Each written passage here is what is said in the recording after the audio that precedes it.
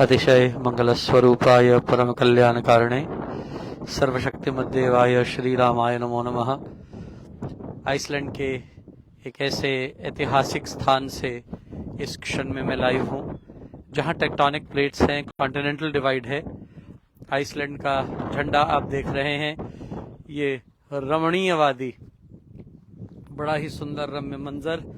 और ये पूरी वैली में ये कॉन्टिनेंटल डिवाइड, जहाँ से ये फाड़ हुआ धरती का, और ये टेक्टोनिक प्लेट्स दिखाई दे रही हैं, बड़ा ही रमणीय स्थल है और इतना अद्भुत नज़ारा है यहाँ।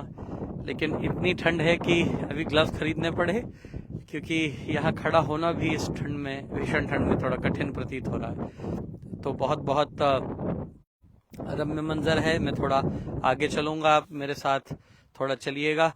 ये रम्य स्थल को देखते हुए एक बड़ा ही सुंदर सीगल उड़ता हुआ दिखाई दे रहा है सामने। इस भीषण ठंड को ये पक्षी कैसे बर्दाश्त कर पाते हैं।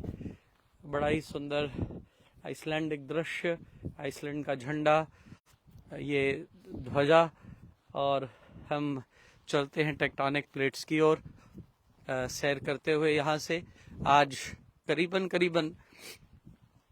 32,000 से 40,000 स्टेप्स आज आइसलैंड की धरती पर चलने को प्राप्त होंगे। और बहुत अच्छा है कि एक शारीरिक व्यायाम भी इससे प्राप्त होता है, शारीरिक व्यायाम और ऊर्जा मिलती है। ये बड़ा अलौकिक है।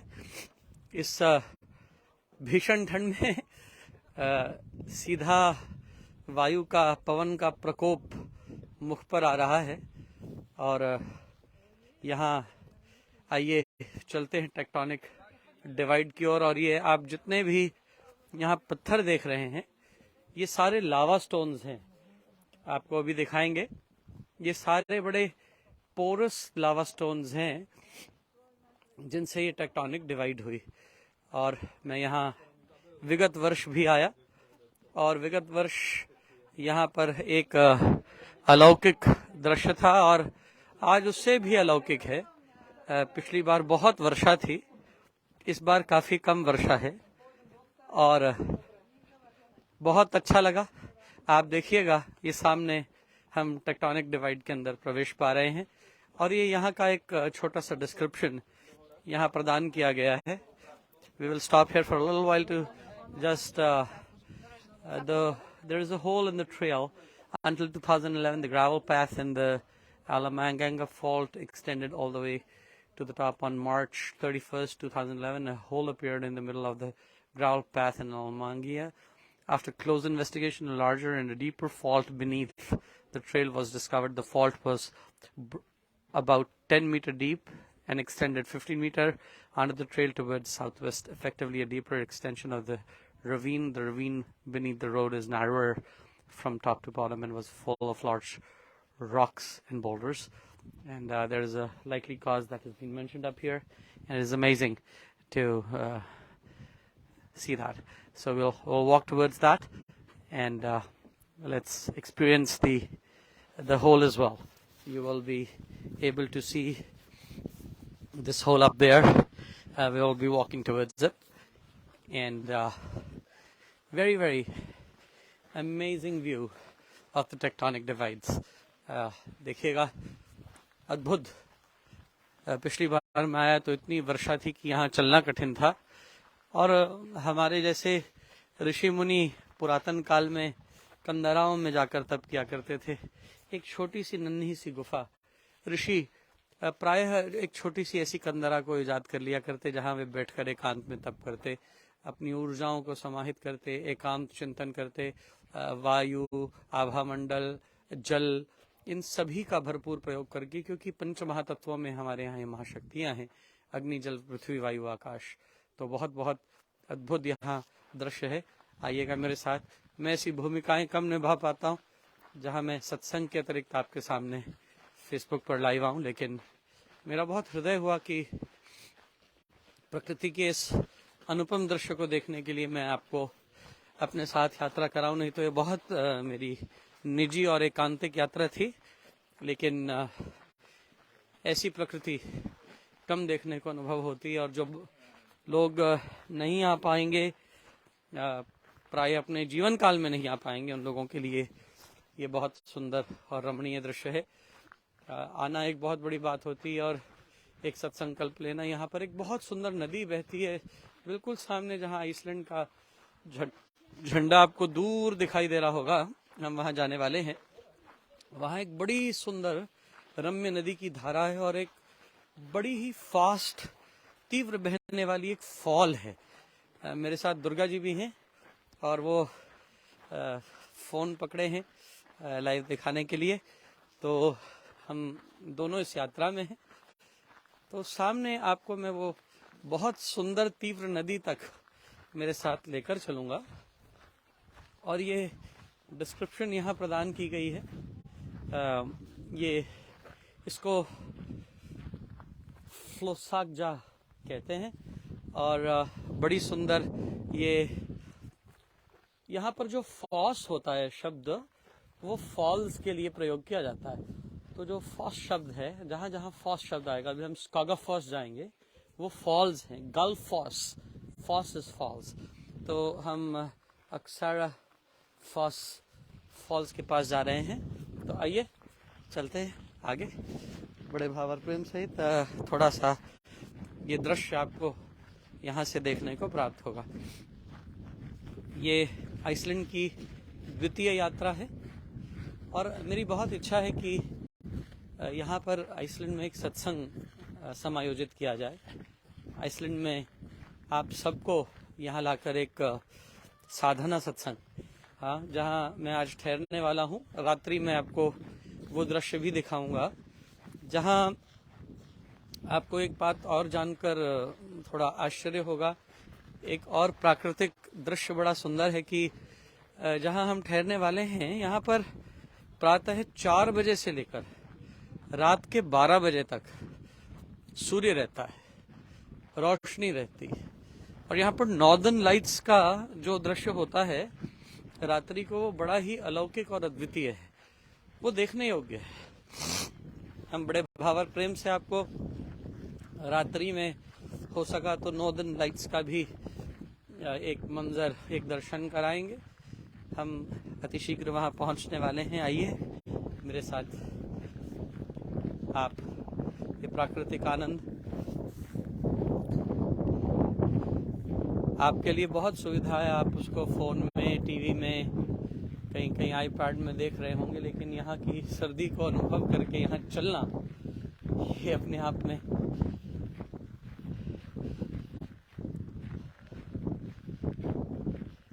एक साधना सदृश प्रतीत होता है। और इतना पोलन काउंट हाई था स्वीडन में, डेनमार्क में, बहुत सारी एलर्जीज हुई, थोड़ा ज्वर भी रहा, थोड़ी खांसी भी रही, लेकिन यहाँ आकर बहुत एक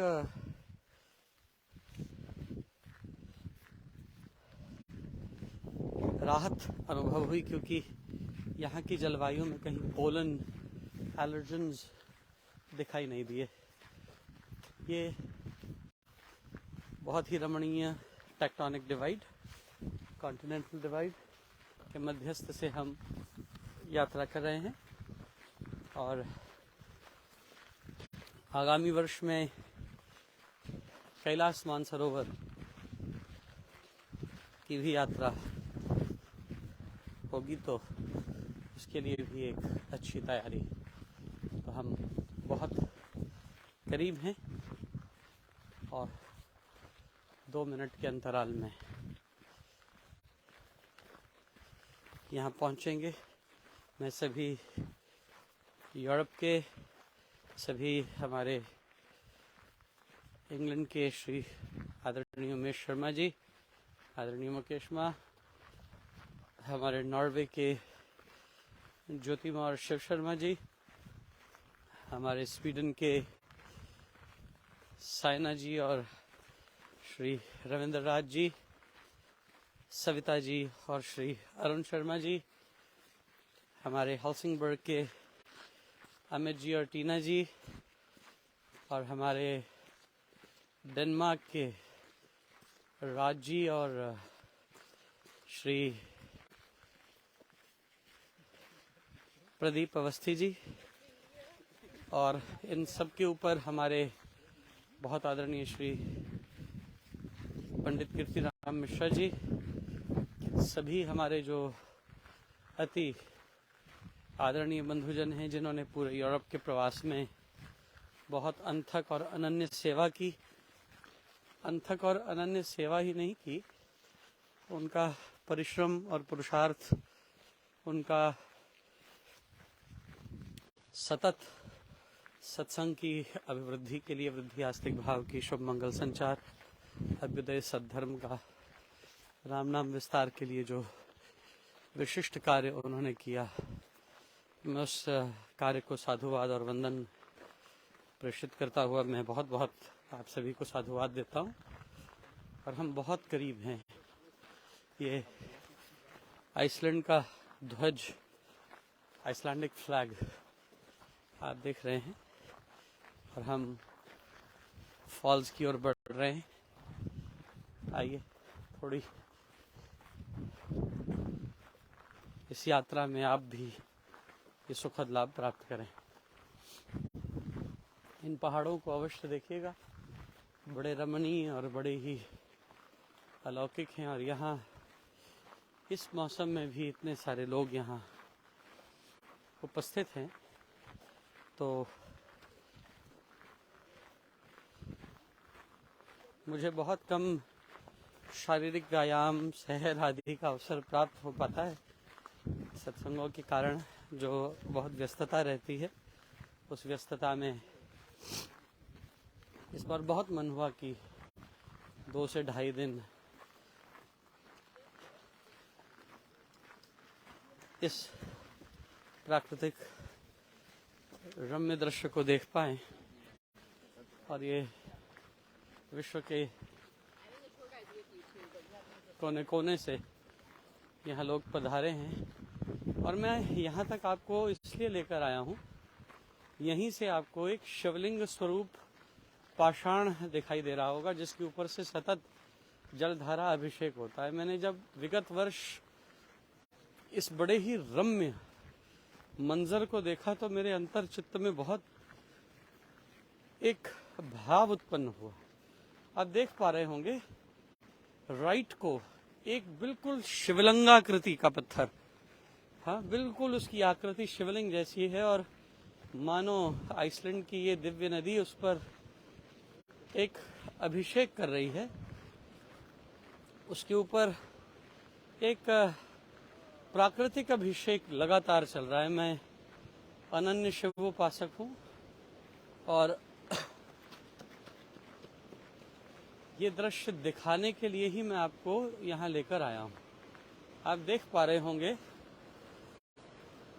कि बिल्कुल सामने टू द राइट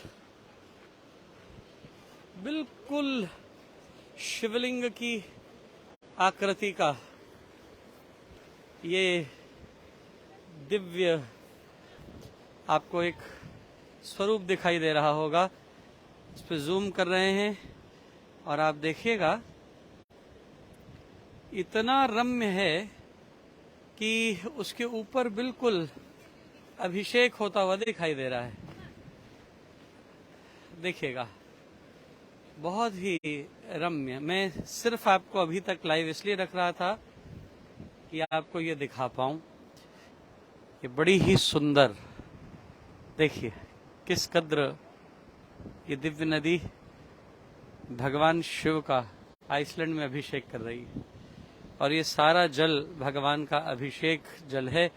और देखिए वो वहां से बहता हुआ ये जल यहाँ नीचे जाता है। आइए आपको दिखाता हूँ।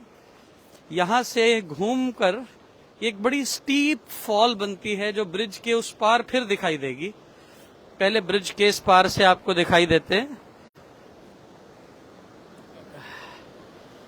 देखिएगा इस नदिया के जल को इतनी तीव्रता से मानो अलकनंदा का वेग हो। घोर गर्जन करता हुआ बिल्कुल शुद्ध जल, जल के अंदर के पत्थर तक यहां से दिखाई दे रहे हैं। छोटे छोटे रम्य पत्थर भी वहां बीच में दिख रहे हैं। और ये शिवलिंगाकृति का ये जल आप देखिएगा, ये पुल है, ये ब्रिज है, और ब्रिज के पार ये यहां से निकलता है और फिर वहां से नीचे जाता है।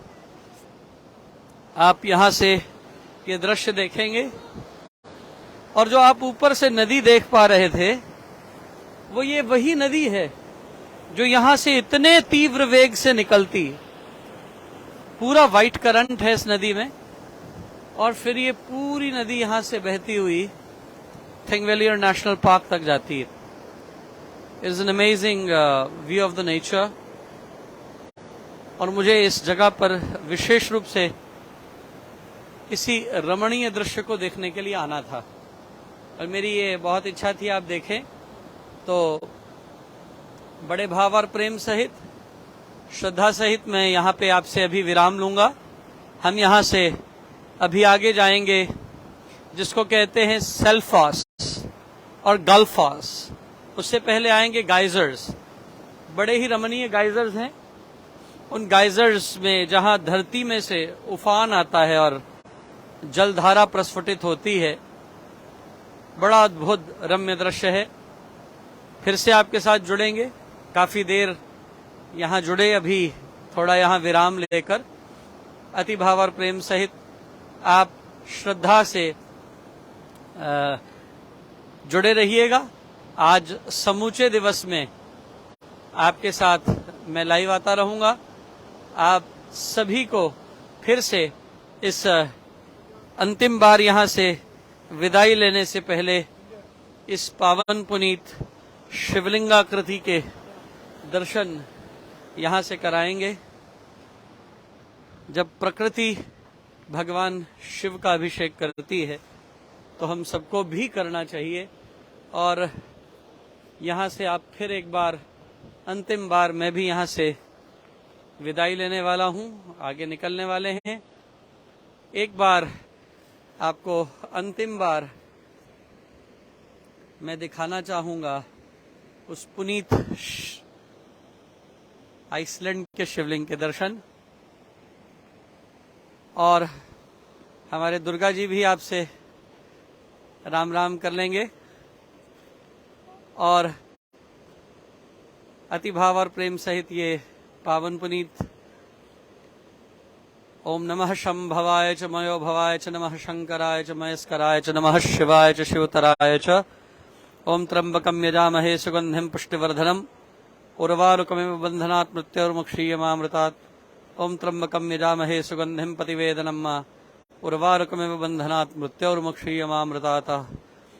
सौराष्ट्रे सोमनाथं च श्रीशैले मल्लिकार्जुनम् उज्जैन्यां महाकालम् ओंकारम् अमलेश्वरम् परल्यां वैद्यनाथं च डाकिन्यां भीमशंकरं सेतुबन्धेतु रामेशं नागेशं दारुकावने वाराणस्यां तु विश्वेशं त्र्यंबकं गौतमी तटे हिमालये च केदारं कृष्णेशं शिवालये एतानि ज्योतिर्लिंगानि सायं प्रातः पठे नरः सप्तजन्मः कृतं पापं स्मरणेन विनश्यति।